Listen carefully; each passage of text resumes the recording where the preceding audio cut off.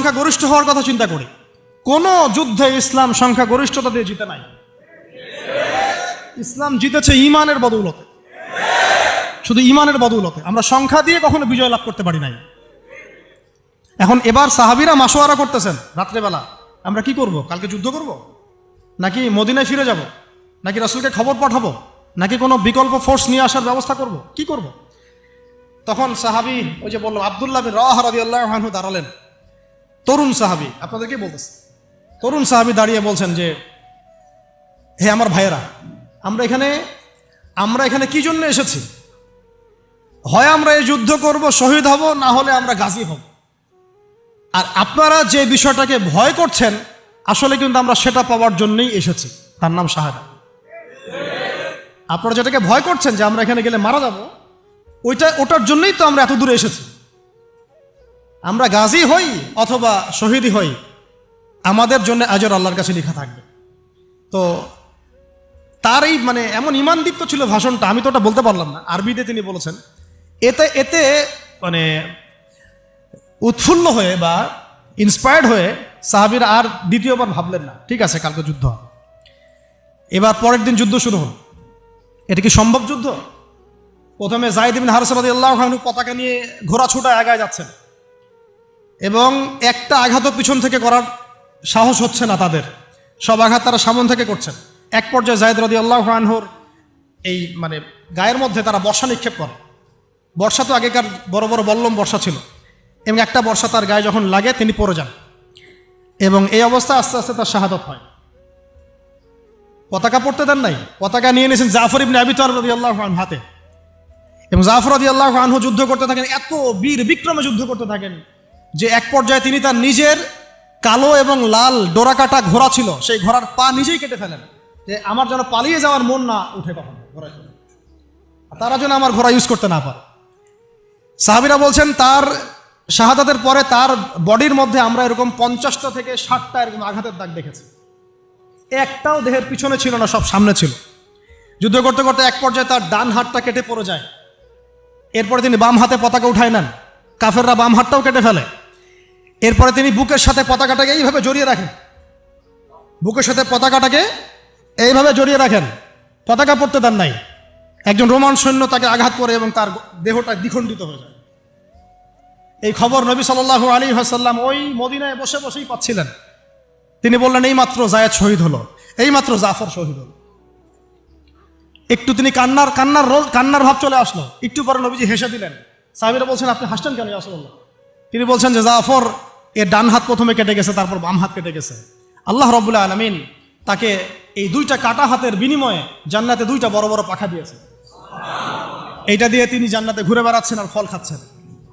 তার নাম হয়ে গেল জাফর আত-তাইয়ার, জাফর আত-তাইয়ার, পাখাওয়ালা। এরপরে পতাকা হাতে নিলেন সেই আব্দুল্লাহ বিন রাওয়াহা রাদিয়াল্লাহু আনহু।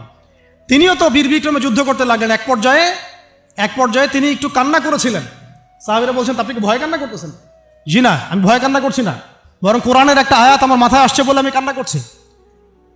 সে আয়াতটা ছিল সূরা মারিয়ামের মধ্যে, ওয়াইম মিনকুম ইল্লা ওয়ারিদুহা কানা আলা রাব্বিকা হাতমান মাকদিয়া, একটা আয়াত আছে কোরআনে সূরা মারিয়াম। এটা হচ্ছে আপনার রবের একেবারে একটা চিরনির্ধারিত একটা বিষয়, যে তোমাদের সবাইকে, আবার বলছি, ওয়াইম মিনকুম ইল্লা ওয়ারিদুহা কানা আলা রাব্বিকা হাতমান মাকদিয়া, তোমাদের সবাইকেই আবশ্যিকভাবে, ম্যান্ডেটরিভাবে এই জান্নাত জাহান্নামের উপর অবস্থিত এই পুলসিরাত পার হতেই হবে। এটা তোমার রবের একটা প্রাচীন একটা স্টেটমেন্ট, এটা তোমাকে করতেই হবে, সবাইকে করতে হবে। এই আয়াতটা মনে হয় আমার কান্না আসতেছে। একজন তাকে একটা হাড্ডিওয়ালা গোশত এনে দিয়েছিল, তিনি সেই গোশতটা খাওয়ার জন্য চেষ্টা করছিলেন, তো পরে একটা কামড় দিয়ে ফেলে দিয়েছেন। তারপরে তিনি ছুটলেন যুদ্ধ করার জন্যে, এবং ওই সময় একটা কবিতা আবৃত্তি করেছেন, হে আমার মন, তোমার নফস হয়তো চাচ্ছে, তুমি হয়তো চাচ্ছ এখান থেকে পালিয়ে যাওয়ার জন্যে, জেনে রাখো সামনে তুমি যা দেখছো এর পিছনেই আছে জান্নাত। শেষমেশ কি জীবন দেখেন, কি ব্যক্তিত্ব, কি ক্যারেক্টার, কেমন গায়রত, কেমন ইজ্জত, কেমন সম্মান, কি জীবন। এরপরে তিনিও শহীদ হলেন, পতাকা হাতে তুলে নিলেন আল্লাহর বীর খালেদ বিন ওয়ালিদ রাদিয়াল্লাহু, তাকে পতাকা দেওয়া হলো। তিনি কিন্তু নতুন মুসলিম হয়েছেন, উহুদের যুদ্ধের যে ক্রাইসিস, এটা কিন্তু তার হাতে। আর কাজা ওমরা আদায় করতে গিয়ে নবীজি চিঠি লিখে দিয়েছেন, ছোট্ট করে একটা, একজনের দ্বারা লিখিয়েছেন যে খালিদকে চিঠিটা পৌঁছে দিও। ওখানে লেখা আছে, খালিদ তুমি যদি কাফেরদের পক্ষ অবলম্বন না করে মুসলিমদের পক্ষ নিতা কতই না ভালো। ঠিক আছে, এই একটা লিখা একটা চিঠি খালিদ রাদিয়াল্লাহু আনহু একবারে কলিজাটা কাঁপায় ফেলছে। তিনি মক্কা থেকে মদিনায় গিয়ে নিজে ইসলাম কবুল করে আসছেন, এবং নবী সাল্লাল্লাহু আলাইহি ওয়াসাল্লাম তাকে কিন্তু আন্ডারস্টিমেট করেন নাই। তার হাতে উল্টা তরোয়াল উঠাই দিয়ে বলছেন যে আজকে থেকে এই তরোয়াল তোমার, এবং তোমার নাম হচ্ছে সাইফুল্লাহ, তুমি আল্লাহর তরবারি।